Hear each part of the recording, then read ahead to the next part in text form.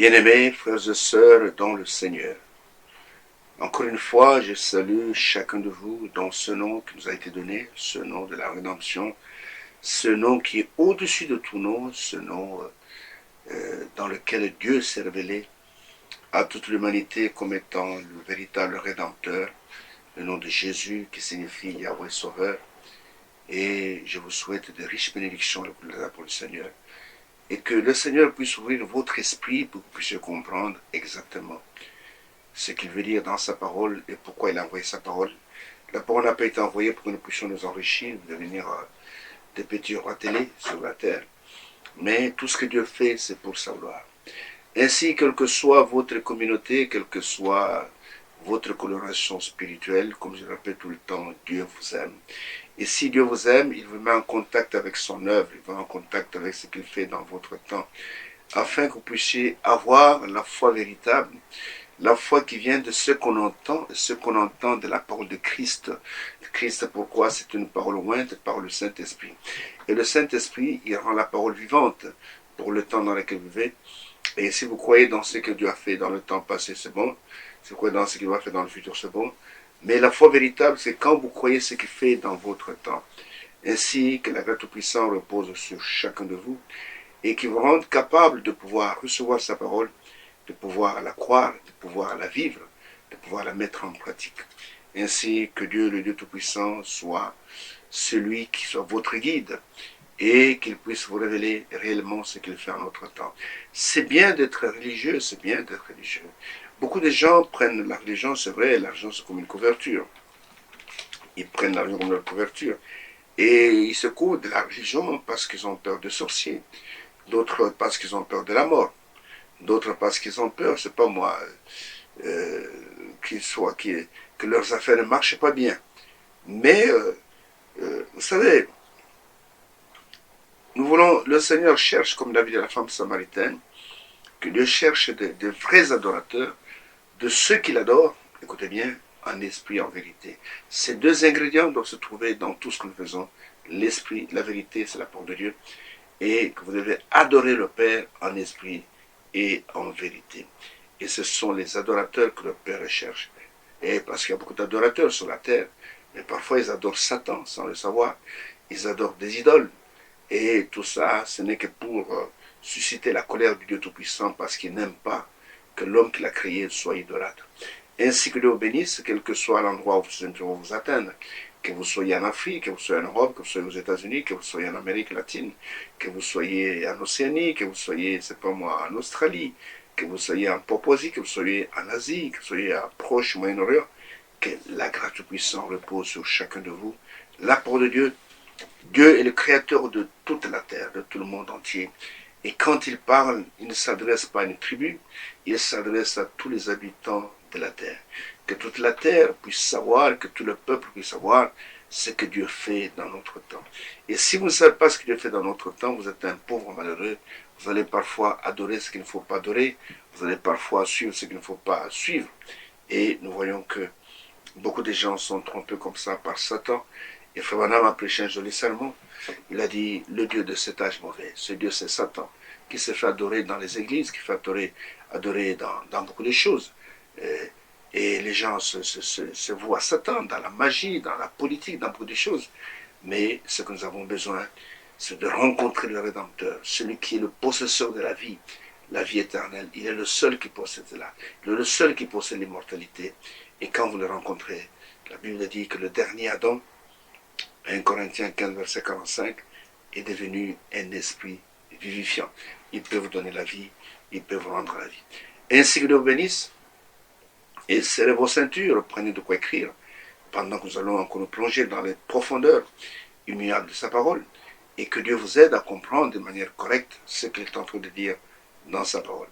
Et nous voulons avoir vos témoignages, quel que soit l'endroit où vous nous écoutez, que ce soit n'importe quel continent.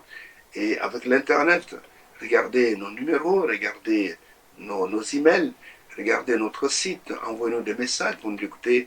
Je vous suis depuis tel pays, ça va nous encourager, ça va nous faire plaisir. Et dites-nous ce que ces émissions vous procurent, surtout vous les serviteurs de Dieu, qu'est-ce que vous expérimentez en écoutant ces émissions. Ainsi que Dieu bénisse et qu'il soit votre enseignant, votre guide, pendant qu'encore une fois nous allons tourner vers lui pour que lui seul puisse nous parler.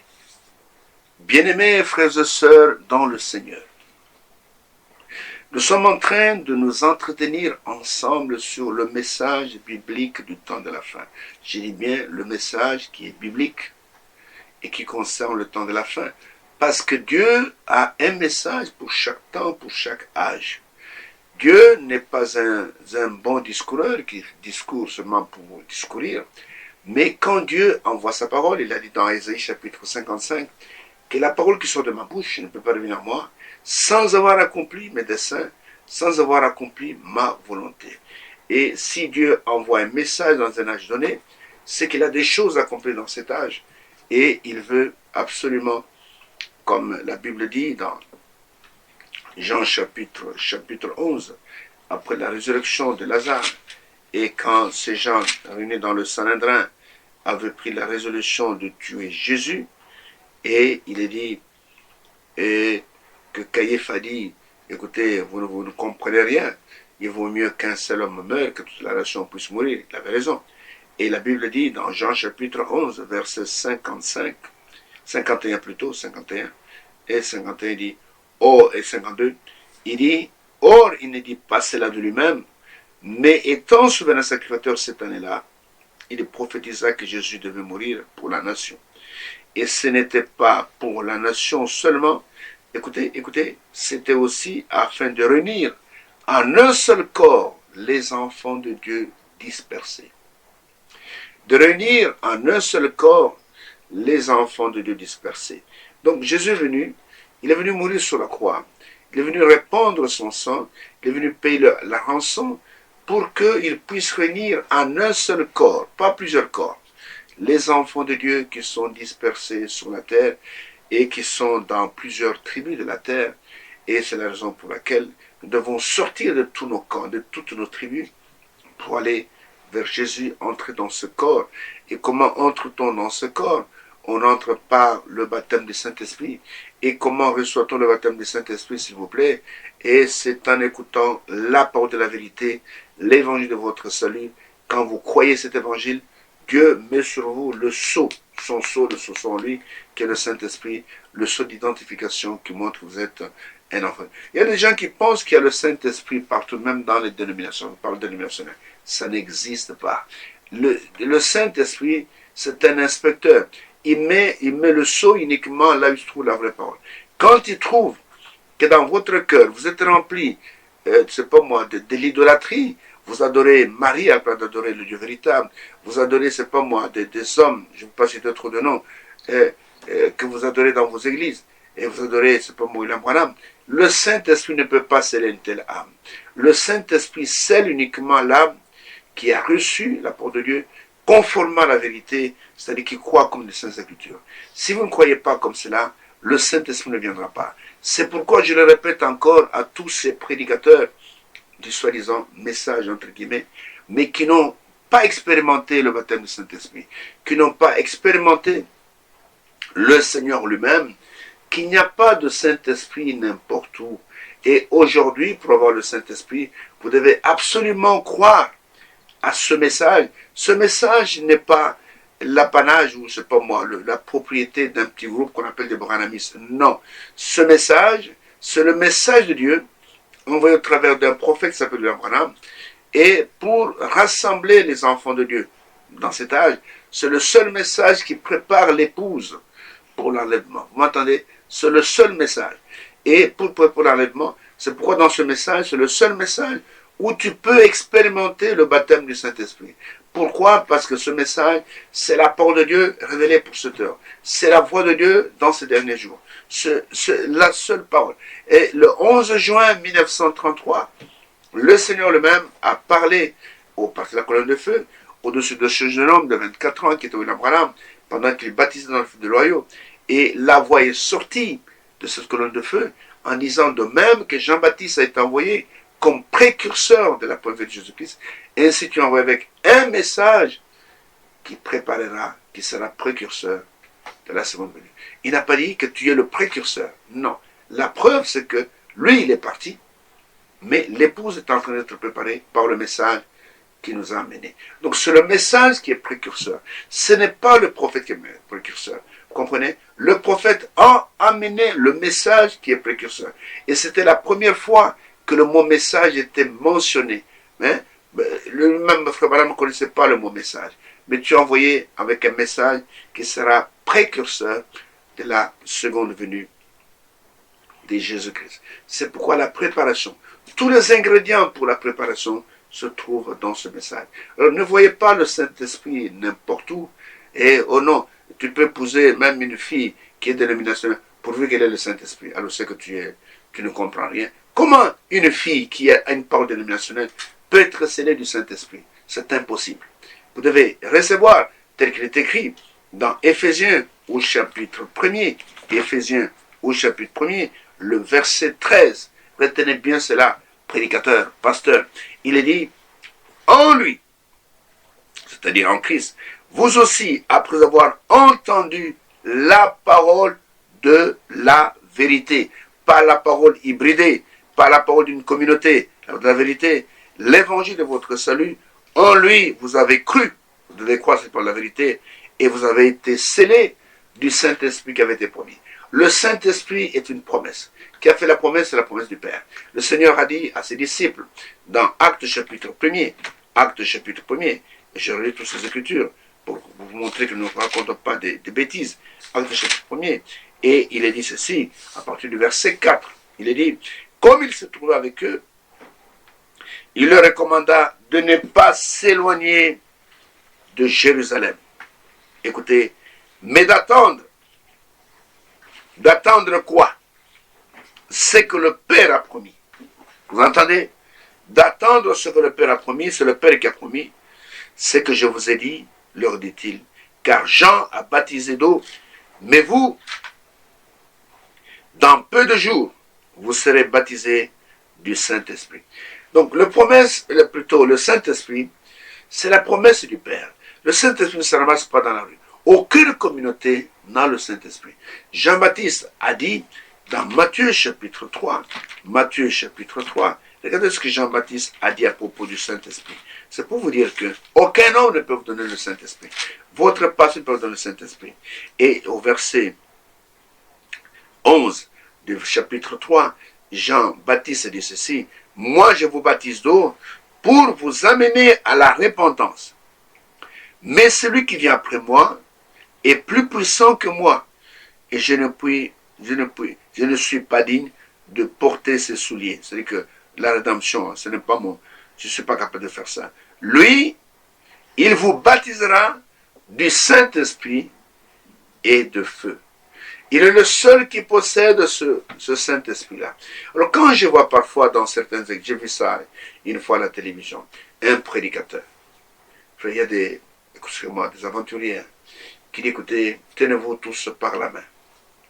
Et dans l'église, on a fait une chaîne. Les gens se tenaient par la main. Il dit, je vais envoyer le feu. Je vais envoyer le feu. Il n'y a personne qui peut envoyer le feu. Il n'y a que...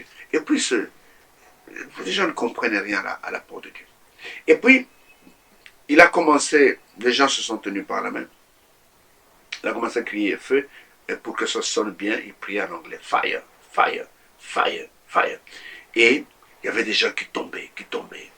Et il disait, écoutez, je vous ai envoyé le feu. C'est du mensonge. Aucune personne ne peut baptiser de feu du Saint-Esprit. Et puis, le feu de Dieu. Aujourd'hui, nous ne sommes pas du temps d'Élie. Le temps des prophètes, c'était le temps de la justice de Dieu. Où vous trouvez les gens qui font des prières. Et qui disent, écoutez, maintenant nous allons prier, nous allons envoyer le feu pour détruire tous vos ennemis. Non, ici, dans le Nouveau Testament, on ne détruit pas nos ennemis. On prie pour les ennemis. Aimez vos ennemis. Le Seigneur a dit dans Matthieu chapitre 5, aimez. Moïse a dit, comment vous devez haïr votre ennemi, mais moi je vous dis, vous devez aimer. Donc, dans le Nouveau Testament, on ne détruit pas, on va détruire les sorciers. Alors, envoyez le feu. Allez, fire, fire. Ce sont des théâtres. Dans le Nouveau Testament, c'est le temps de la grâce. Même si quelqu'un est sorcier, vous devez prier pour lui. vous devez intercéder pour lui. Parce que la sorcellerie, c'est un démon. Mais la personne, elle a besoin du salut.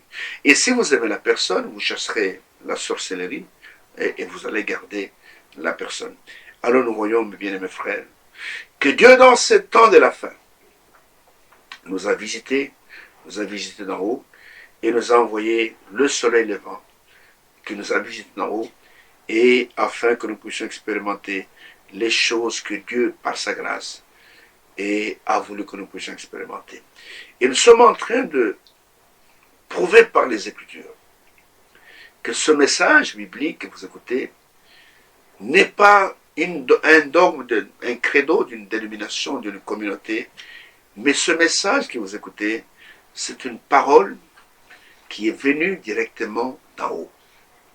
C'est Dieu qui nous a parlé dans cet âge par l'intermédiaire d'un serviteur, d'un prophète promis, parce qu'il a été dit dans Malachie au chapitre 4.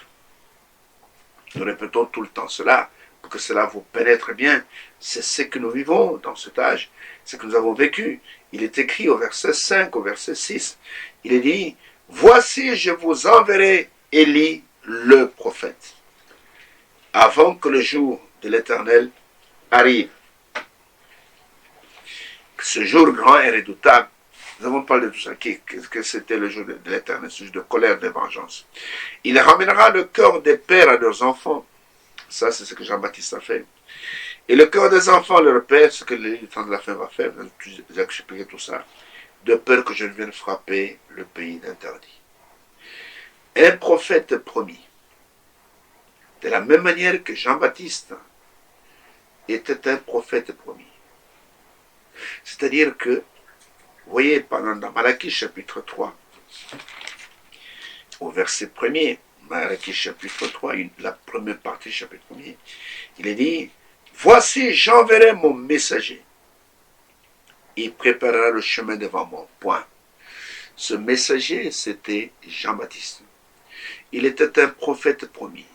Dans Ésaïe au chapitre 40, Ésaïe au chapitre 40, et c'est la parole de Jean-Baptiste. Il est dit ceci au verset 3. Il est dit, « Une voix crie, préparez au désert le chemin de l'Éternel.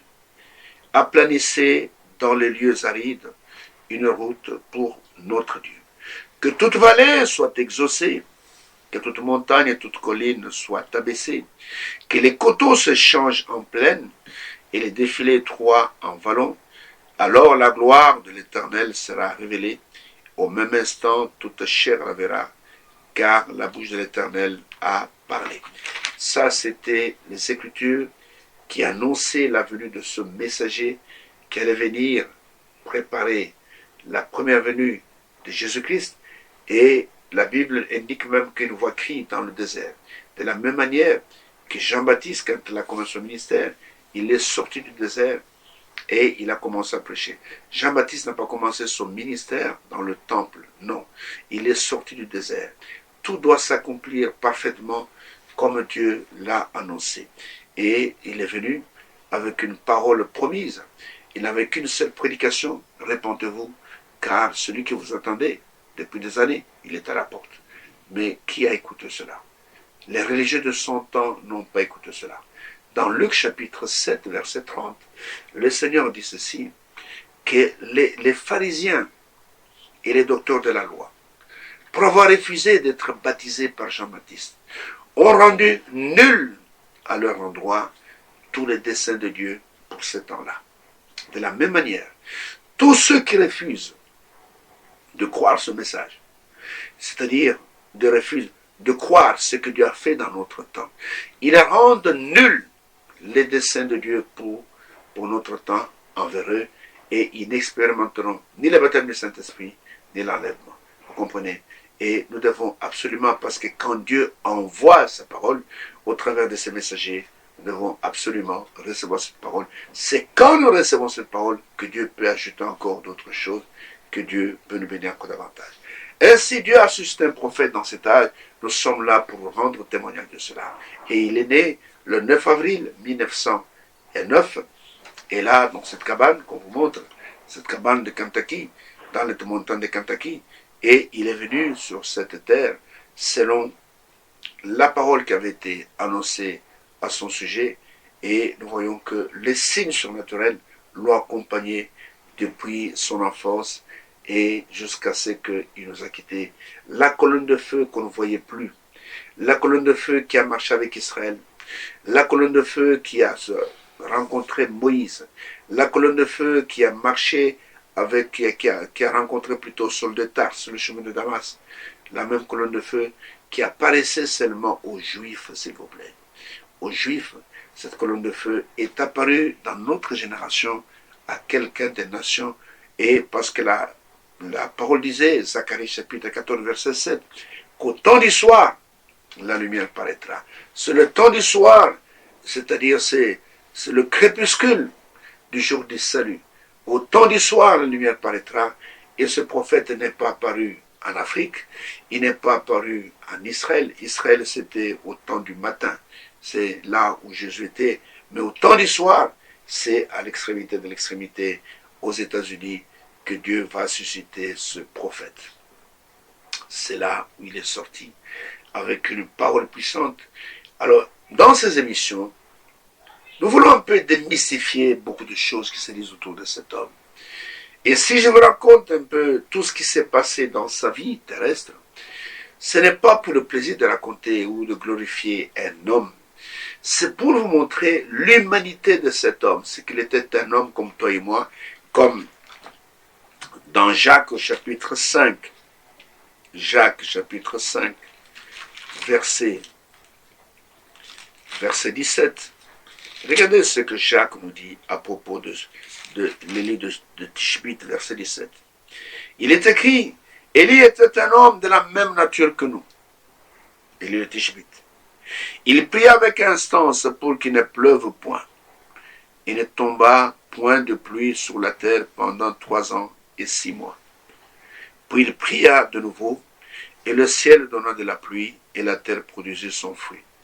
Malgré qu'il a fait tous ces signes spectaculaires, mais Élie était un homme de la même terre que nous. Frère Branham est venu avec un ministère puissant, avec des miracles en cascade, mais il était un homme de la même nature que nous. Il était un humain comme toi et moi. Frère Branham n'était pas divin. Frère Branham n'était pas Dieu dans la chair humaine. Et c'est là où je prends tous ces exemples pour vous montrer réellement ce qu'était cet homme, qu'il était un homme. Et quand il a transgressé l'ordre de Dieu et qu'il lui demandait d'aller vers les pentecôtistes c'est ce groupe qui a surgi juste après l'âge de Philadelphie, le temps de John Wesley, et Dieu a reçu les dons de l'Esprit, il a reçu même le Saint-Esprit parmi eux, et quand il y a eu ce réveil sur la rue Azusa, avec ce prédicateur noir qui était born, William J. Seymour, frère, c'était extraordinaire, et il fallait que Frère Branham aille dans la même continuité, mais sa belle-mère l'a poussé à la transgression. Et c'est la raison pour laquelle il est passé par une période très difficile, la plus difficile de sa vie, montrant par là que Dieu, que vous soyez qui que ce soit, si vous transgressez la parole de Dieu, Dieu ne manquera pas de vous punir. Moïse, qui était un prophète puissant, Moïse, pour lequel Dieu a témoigné dans Nombre chapitre 12, qu'il n'y a pas un prophète comme un homme comme Moïse.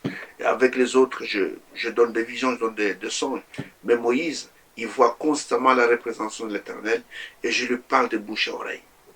Mais quand Moïse a transgressé la parole de Dieu et Dieu lui dit de parler au rocher, le rocher avait déjà été frappé, mais lui prend son bâton et frappe encore 2 fois le rocher.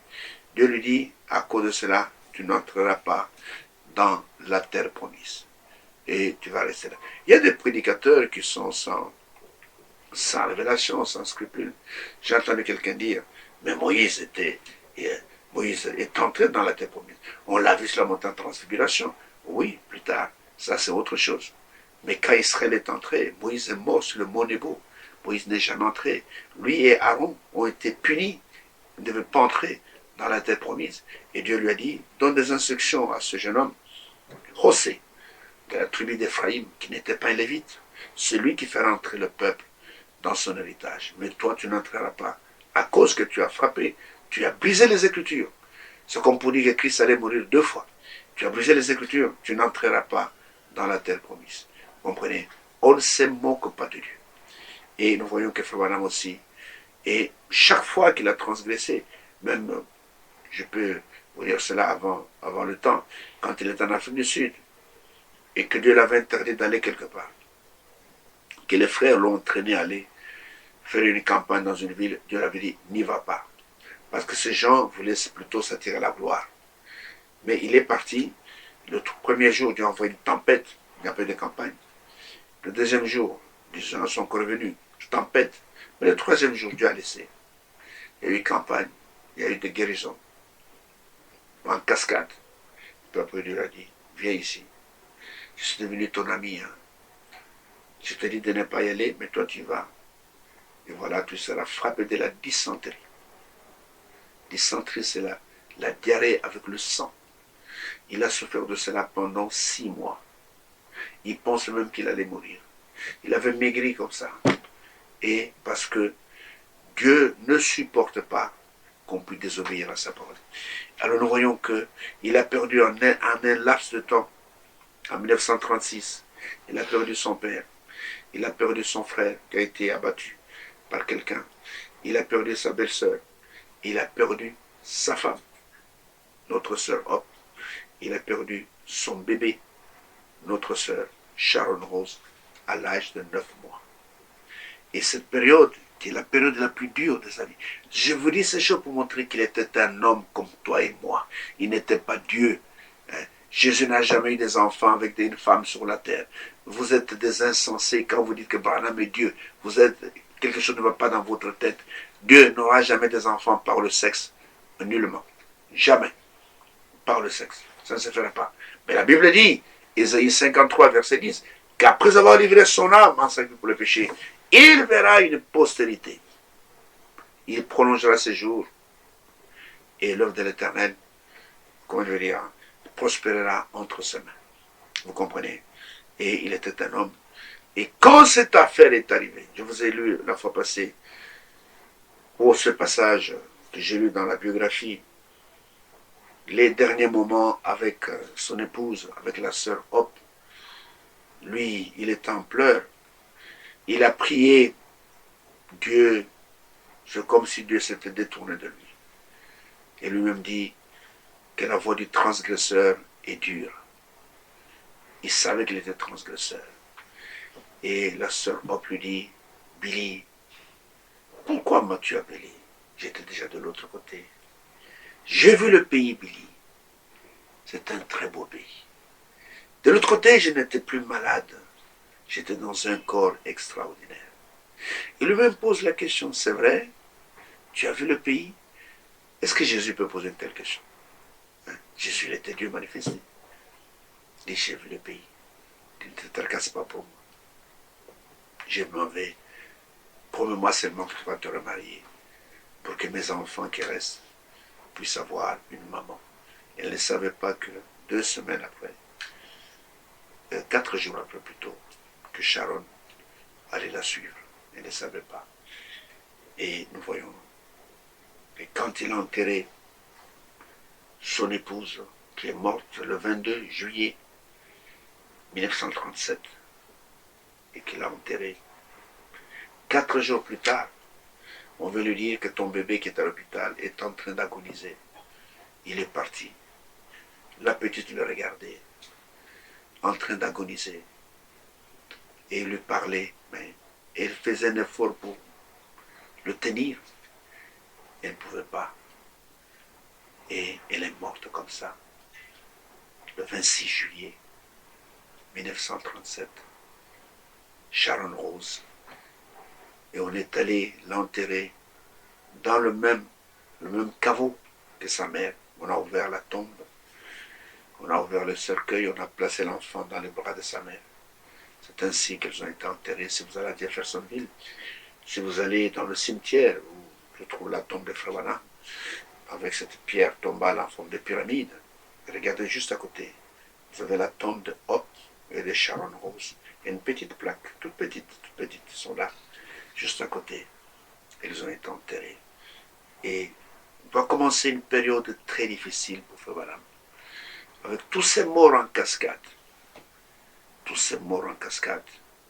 Et il était resté seulement avec son enfant de 2 ans, Billy Paul, qu'il se promenait avec lui. Il était venu pour lui, papa et maman. Et tout le temps, l'enfant pleurait. L'enfant cherchait sa maman. Papa, va me chercher ma maman. Je sais que vous l'avez mis sur la terre là-bas. Il lui disait, non, Billy, maman est avec Jésus. Et l'enfant lui dit, dis à Jésus de me remettre ma maman. Vous comprenez? Et quand il entendait ça, lui-même se mettait à pleurer, à pleurer. Un jour, je vais vous le lire. Pendant que l'enfant pleurait comme ça sa maman, et j'étais incapable de lui donner sa maman. Vous voyez que c'était un homme comme toi et moi, avec des douleurs, avec des souffrances. Comment on peut arriver à adorer une créature, on appelle du créateur? C'est l'œuvre de Satan. Tous les branhamistes sont possédés par des démons. Vous êtes possédés par des démons, vous ne vous rendez pas compte. William Branham était un homme comme toi et moi, avec des faiblesses, avec des douleurs, avec des joies. Montre-moi là où Jésus a, avec de telles choses. L'enfant cherchait sa maman. Il était incapable de donner sa maman. Et il dit à l'enfant que Jésus a amené maman. Maman est au ciel. Et brusquement l'enfant lui dit, papa, papa, papa, je viens de voir maman là dans les nuages. Quand il a entendu ça, il a commencé à pleurer. Il était un homme comme toi et moi. Et je vais vous montrer pour montrer qu'il était un homme. Il a tenté à 2-3 de se suicider. Tellement la douleur était forte. Mais il ne pouvait pas mourir. Pourquoi? Parce qu'il était né dans un but sur la terre. Et ce but-là n'était pas encore atteint. Aussi longtemps que le but pour lequel Dieu t'a mis sur la terre n'est pas atteint, tu ne peux pas mourir. Et il a tenté, je vais vous lire tout ça, avec un revolver, ça n'a pas marché. Il a tenté avec une ligne à haute tension, et ça n'a pas marché. Mais finalement, Dieu va le consoler d'une manière surnaturelle. Avant de vous lire ce que je vais lire maintenant dans la biographie, je voulais vous dire simplement que Dieu nous traite comme des fils. Dieu nous traite comme des fils parce qu'il veut tailler notre caractère. Si vous allez avec moi dans Hébreux chapitre 12, Hébreux chapitre 12. Parfois nous pensons que quand nous devenons chrétiens, tout va aller très bien. Nous serons bien, il n'y a pas de souffrance, il n'y a que la joie, il n'y a que... Mais le Seigneur avait dit à ses disciples, vous aurez des tribulations dans le monde. Et c'est dans Jean 16, verset 33, vous aurez des tribulations dans le monde. Et dans 1 Timothée, chapitre 3, plutôt 2 Timothée, chapitre 3, verset 12, il dit que tous ceux qui veulent vivre pieusement en Jésus-Christ seront persécutés. Ils auront des temps difficiles. Alors dans Hébreux, chapitre 12, écoutez ce qui est écrit à propos de comment Dieu nous traite comme des fils. Commençons par le verset 4. Il est dit ceci, vous n'avez pas encore résisté jusqu'au sang en luttant contre le péché. Et vous avez oublié l'exhortation qui vous est adressée comme à des fils. Pas comme à des travailleurs, comme à des esclaves, non, à des fils. Mon fils, ne méprise pas le châtiment du Seigneur et ne perd pas courage lorsqu'il te répond. Car le Seigneur châtie celui qu'il aime et il frappe de la verge, écoutez, tous ceux qu'il reconnaît pour ses fils. Tous ceux qu'il reconnaît pour ses fils. Supporter le châtiment, c'est comme des fils que Dieu vous traite. Vous comprenez? Car quel est le fils qu'un père ne châtie pas? Mais si vous êtes exempt du châtiment auquel tous ont part, vous êtes donc des enfants illégitimes et non des fils. D'ailleurs, puisque nos pères, selon la chair, nous ont châtiés et que nous les avons respectés, ne devons-nous pas, à bien plus forte raison, nous soumettre au Père des esprits pour avoir quoi? La vie. Nos pères nous châtiaient pour peu de jours, comme ils le trouvaient bon, mais Dieu, écoutez, nous châtie pour notre bien, afin que nous participions à sa sainteté. Il est vrai que tout châtiment semble d'abord un sujet de tristesse et non de joie, mais il produit plus tard, pour ceux qui ont été ainsi exercés, un fruit paisible de justice. Vous comprenez? Tout châtiment paraît d'abord comme je trouve. Mais je peux vous dire, comme il est écrit dans Romains chapitre 8, verset 28, je crois, que tout concourt au bien de ceux qui aiment Dieu, de ceux qu'il a connus d'avance, de ceux qu'il a prédestinés à devenir semblables à l'image de son Fils. Alors nous voyons ici, parfois les choses nous arrivent, nous avons l'impression que Dieu veut le tuer, comme Job. Job pensait que Dieu voulait le tuer. Et pourquoi tu t'acharnes sur moi? Mais tout concourt au bien de ceux qui aiment Dieu. Alors que c'était une épreuve. Et nous voyons que quand nous allons dans 1 Pierre au chapitre 4, 1 Pierre au chapitre 4, commençons par le verset 12. Il est écrit, mais bien-aimés, ne trouvez pas étrange d'être dans la fournaise de l'épreuve, comme s'il vous arrivait quelque chose d'extraordinaire. Mais réjouissez-vous, au contraire, de la part que vous avez aux souffrances de Christ, afin que vous soyez aussi dans la joie et dans l'allégresse lorsque sa gloire apparaîtra. Si vous êtes outragés pour le nom de Christ, vous êtes heureux parce que l'Esprit de gloire, l'Esprit de Dieu repose sur vous. Que personne d'entre vous, en effet, ne souffre comme meurtrier ou voleur ou malfaiteur ou pour s'être ingéré dans les affaires d'autrui. Mais si quelqu'un souffre comme chrétien, qu'il n'en ait point honte et que plutôt il glorifie Dieu à cause de ce nom. Car c'est le moment où le jugement va commencer par la maison de Dieu. Or, si c'est par nous qu'il commence, quelle sera la fin de ceux qui n'obéissent pas à l'évangile de Dieu? Et si les justes se sauvent avec peine, que deviendront l'impie et le pécheur? Ainsi que ceux qui souffrent selon la volonté de Dieu remettent leur âme au fidèle Créateur en faisant ce qui est bien. Vous comprenez? Et tout ça, Frère Branham a vécu ces Écritures. Mais il a commencé à déprimer, si je peux dire, et à souhaiter même la mort. Souvenez-vous du prophète Élie le Tishbite au mont Horeb, et là où il désirait la mort. Là où le Seigneur l'a rattrapé, il avait fui Jézabel, parce que Jézabel voulait le tuer. Et je sais lui pose la question, que fais-tu ici, Élie?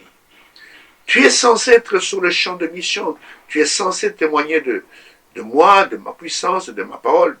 Et Élie dit, j'ai déployé mon zèle pour le Dieu de mes pères. Ils ont tué tous les prophètes, je suis resté seul. Je préfère maintenant mourir plutôt que de continuer. Et il cherchait la mort. Et alors que dans le plan de Dieu, Élie ne devait pas mourir. Élie devait monter vivant dans la gloire. Et lui cherchait la mort. Alors Dieu lui dit, Élie, tu te trompes, tu n'es pas resté seul. J'ai encore 7000 qui n'ont pas fléchi les genoux devant Baal. Et c'est la même chose. Frère Branham cherchait la mort. Il ne pouvait pas mourir parce qu'un grand travail l'attendait, qui n'avait même pas encore commencé, comme nous allons le voir. Mais j'ai dit toutes ces choses pour vous montrer qu'il était un homme comme toi et moi. Vous comprenez? Et Dieu va lui accorder une grâce exceptionnelle. Et je ne connais personne sur la terre à qui lui accorder une telle grâce. Il avait tellement le souci de sa chère épouse, donc qui était partie, Hop Branham.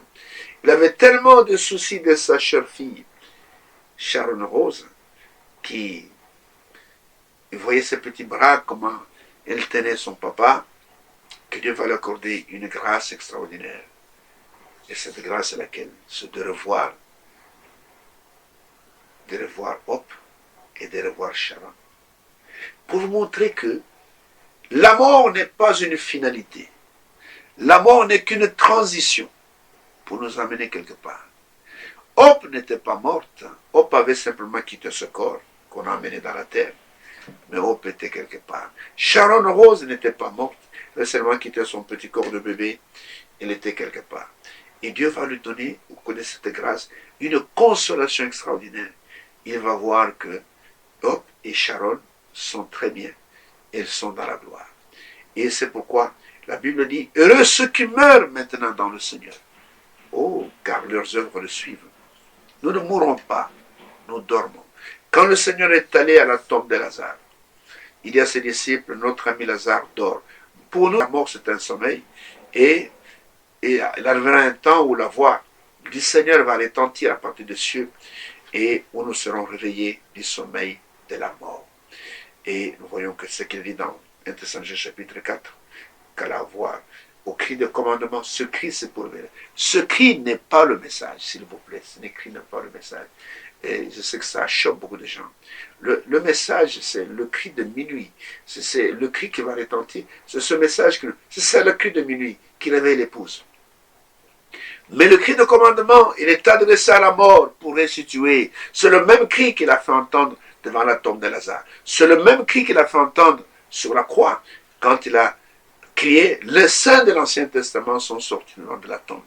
Mais les gens sans Saint-Esprit, quand ils lisent les brochures de Frère Branham, comme la prédication, l'enlèvement, ils ont l'impression que Frère Branham a dit que le cri de commandement c'est le message. Relisez bien avec les yeux du Saint-Esprit, vous verrez qu'il n'a pas dit ça. Et parce qu'il dit c'est vrai, c'est le temps pour personne. Il dit, quand le cri retentit, c'est le temps de préparation de l'âme. C'est le temps où l'épouse se prépare. Le jour de l'enlèvement, il n'y aura plus de préparation, c'est le départ. Et c'est là le cri de commandement. Je sais que beaucoup de prédicateurs du message, beaucoup, la grande majorité, ils croient que ce cri c'est le message. Et j'ai été contredit une fois dans une assemblée aux États-Unis par un pasteur qui était furieux quand j'avais montré que ce cri était, c'est le Seigneur qui va le faire retentir. Ce n'est pas un prophète. Le cri de commandement ne vient pas d'un prophète. Il est dit, le Seigneur lui-même, pas un prophète, avec la voix, avec le cri de commandement, avec la voix de l'archange, avec le son de la trompette, descendra du ciel. C'est lui-même qui va faire entendre ce cri. Ce n'est pas un prophète. Le prophète, c'est Matthieu 25, verset 6. Voici l'époux à la rencontre. C'est ce message que vous entendez, qui nous prépare pour la rencontre de l'époux. Alors je vais lire un peu cette consolation que le Seigneur va accorder à son serviteur. Et je vous dis, je n'ai jamais lu quelqu'un qui a expérimenté la même chose. Je n'ai jamais lu. Il avait tellement de soucis, c'est comme nous perdons un être cher, c'est même de famille. Nous serons très contents de le revoir, de parler avec lui, de dire, écoutez, j'ai des soucis pour toi. Il va nous dire, écoutez, s'il est mort en Christ, ne te tracasse pas, je suis très bien ici. Mais tout cela nous est caché. Mais à lui, Dieu a permis qu'il puisse faire le voyage. Et écoutez maintenant, je vais lire dans notre livre, la biographie, de la page, je vais commencer à la page 84, et il est dit, une consolation divine. Donc, juste quand il a enterré sa petite fille, donc Sharon Rose, il dit ceci, un matin, peu de temps après, j'ai pris le petit Billy avec moi. Il était encore tout petit enfant. J'ai dû à la fois être pour lui papa et maman. Nous n'avions pas le moyen d'avoir du feu la nuit pour réchauffer son lait. Et je mettais son biberon dans mon dos. Et la chaleur de mon corps gardait le lait chaud. Je me revois marchant dans la ville, le biberon sous le bras, et le petit commençant à pleurer. Un soir, je marchais dans le long à large depuis le vieux chêne du fond de la cour, et il pleurait après sa mère. Et je n'avais pas de mère à qui l'amener. Il dit, papa, où est maman?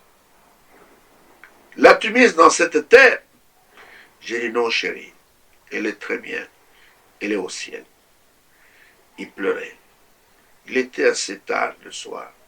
Je le portais sur mon épaule. Je le tapotais. Il me disait, papa, s'il te plaît, va chercher maman et ramène-la ici.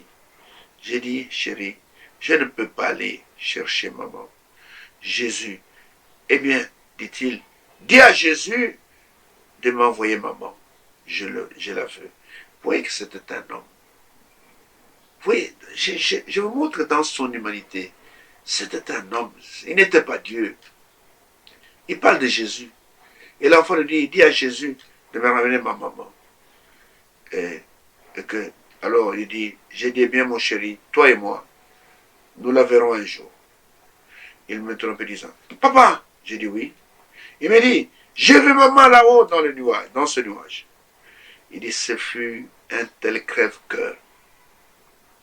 J'ai défailli presque. J'ai pressé le petit sur mon cœur et entré dans la maison.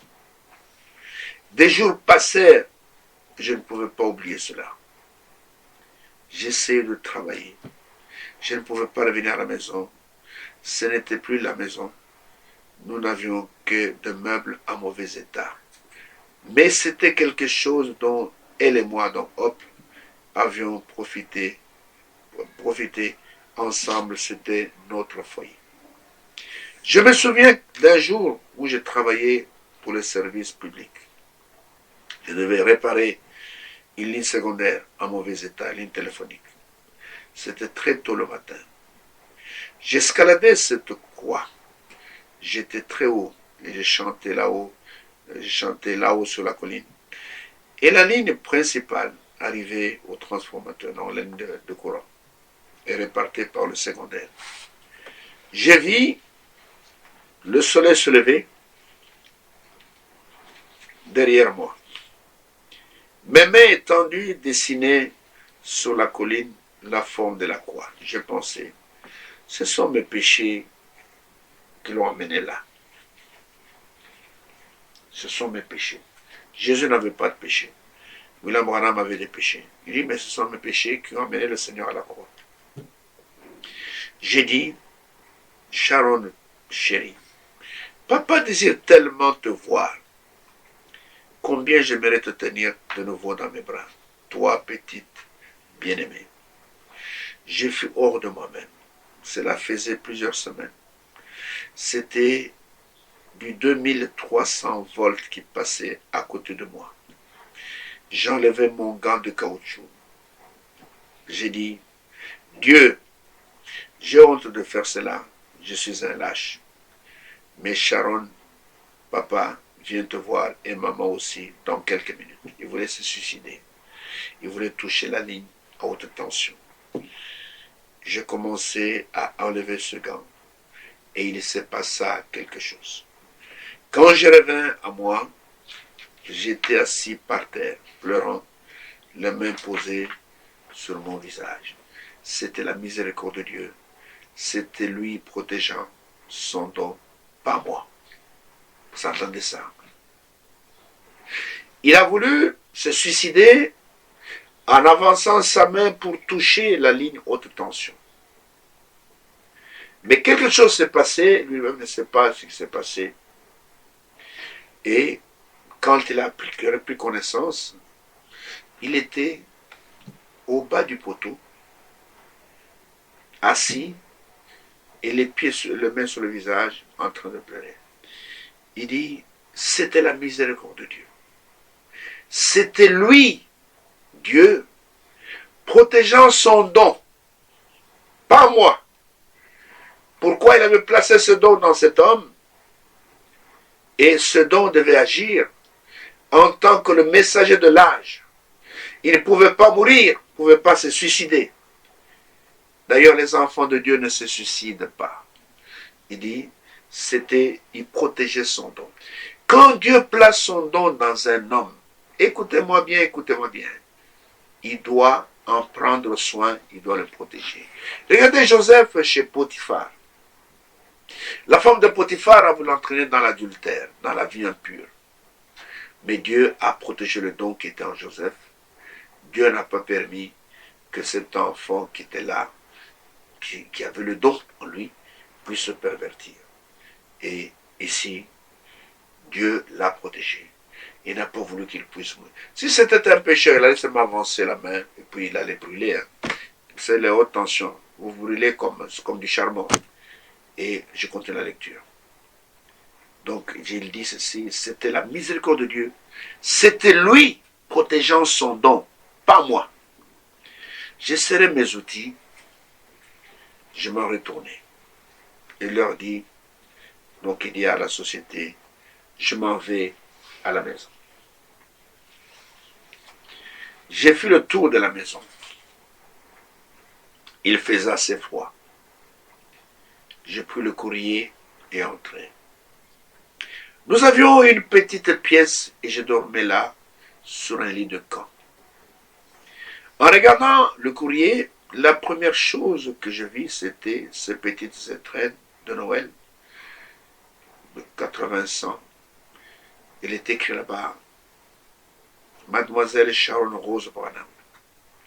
Il dit, c'était de nouveau là. Alors ça l'a encore appelé sa fille. J'avais été garde-chasse. Je saisis mon pistolet et j'ai dit, Seigneur, je ne peux pas supporter cela davantage. Je vais mourir. Je suis si tourmenté. C'était un homme qui n'était pas Dieu. Dieu ne peut pas se plaindre comme ça. Toi, idolâtre, qui dit que Branham est Dieu. Regarde comment il pleure ici.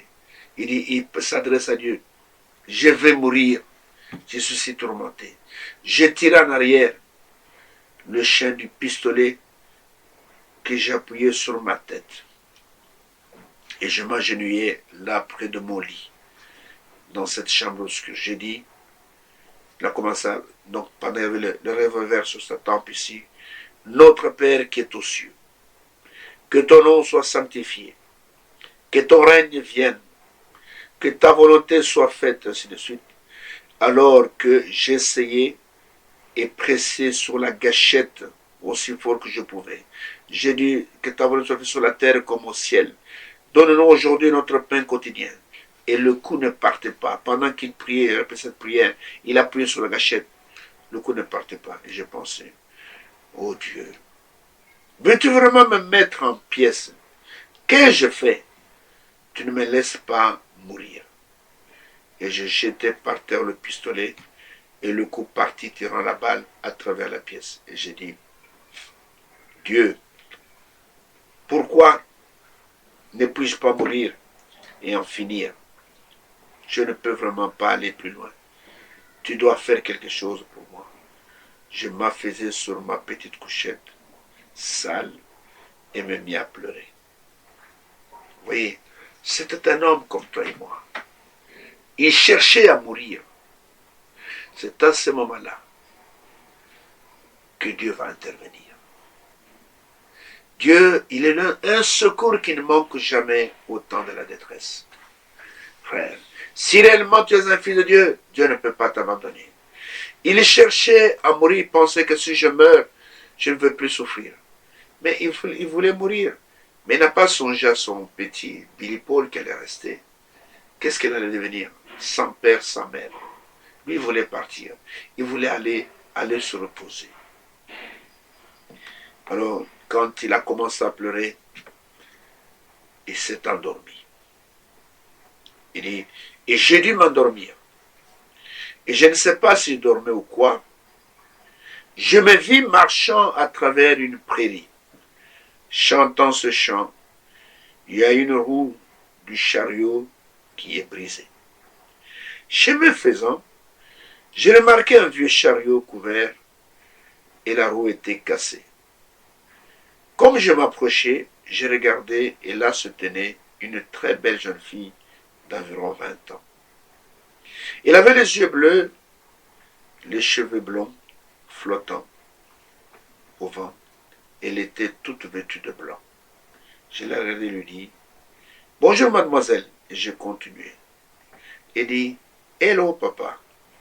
Je me retournai et j'ai dit, papa, mais mademoiselle, comment puis-je être votre père puisque vous êtes aussi âgé que moi, donc presque le même âge? Elle me dit, papa, tu ne sais pas simplement où tu es. J'ai dit, que voulez-vous dire? Elle a répondu, ici c'est le ciel. Sur la terre, j'étais ta petite Sharon. Mais, dis-je, chérie, tu n'étais qu'un tout petit bébé. Elle dit, papa, les petits bébés ne sont pas des petits bébés ici. Ici, ils sont immortels. Elle, eh bien, Sharon, chérie, tu es une belle jeune fille. Elle dit, maman t'attend. Et j'ai dit, où? Elle répondit, là-bas, dans votre nouvelle maison. Je n'ai jamais eu de maison, chérie. Mais tu en as une ici, papa. Elle me demanda, où est Billy Paul, mon frère? Et j'ai dit, eh bien, je l'ai laissé chez Madame Broy. Madame Broy, c'est la maman de Meda. Donc, Meda Broy, il y a quelques minutes. C'est là où il déposait l'enfant. Elle me dit, maman veut te voir. Oh, frère. Quelle consolation. Maman veut te voir. La suite sera pour la mission prochaine. Maman veut te voir. Dieu va le consoler d'une manière extraordinaire. D'abord, il revoit Sharon Rose. Non pas en tant que bébé, il la voit en tant que jeune fille, à peu près 20 ans. Il dit, ce n'est pas possible. Il lui dit, papa, c'est moi. Sur la terre, j'étais une petite fille, un petit bébé. Mais ici, les bébés, ce sont des bonnes personnes. Il dit, mais Sharon, tu es une belle jeune fille. Et l'enfant lui dit, maman, papa, maman t'attend. Il dit, où ça? Il dit, dans votre nouvelle maison. Et il dit, maman t'attend. Et nous allons voir qu'il va aller avec Sharon. Ils vont marcher, ils vont monter certains escaliers. Et quand il va arriver, pendant qu'il monte les escaliers, il va en haut de l'escalier. Qui voit? Il voit Hope en parfaite santé, en train de l'attendre, avec ses cheveux noirs qui lui descendaient sur les épaules. Oh frère, et elle va lui souhaiter la bienvenue. Elle va lui demander de ne pas se tracasser. Tu te fais trop de soucis pour nous. Ne te tracasse pas, nous sommes bien ici. Et ça, c'est dans notre génération.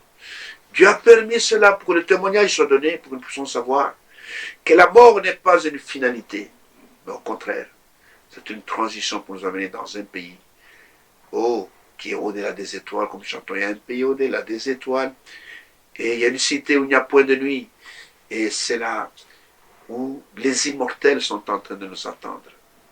Et tous ceux qui nous ont précédés, ils sont là, nous les verrons. Nous les avons enterrés, c'est vrai, mais nous les verrons. S'ils sont morts en Christ, nous allons le voir et nous serons ensemble pour l'éternité. C'est quoi tu peux te dire, mon frère, ma soeur, la vie éternelle, c'est une réalité. En Christ, nous avons la vie éternelle. En Christ, nous n'avons pas la mort. Et c'est pourquoi il faut te réfugier maintenant en Christ. Parce que ceux qui meurent dans le Seigneur ne meurent pas, ils s'endorment. Et ils vont revêtir des corps immortels. Comme Paul disait, si cette tente dans laquelle nous vivons est détruite, nous avons auprès du Père, non pas une tente, mais une demeure éternelle qui ne sera jamais détruite. Ainsi en Christ, nous avons l'espérance de la vie éternelle. Et dans toutes les religions ici, ils n'ont que du blabla. Mais en Christ, nous avons le salut éternel, une rédemption éternelle. Ainsi que nous bénisse et que Dieu vous visite, que Dieu parle à votre cœur, que Dieu vous console, en attendant que nous puissions nous retrouver dans l'émission prochaine pour continuer notre belle histoire de ce que Dieu a fait dans notre temps. Que Dieu vous bénisse et nous rendez-vous à l'émission prochaine.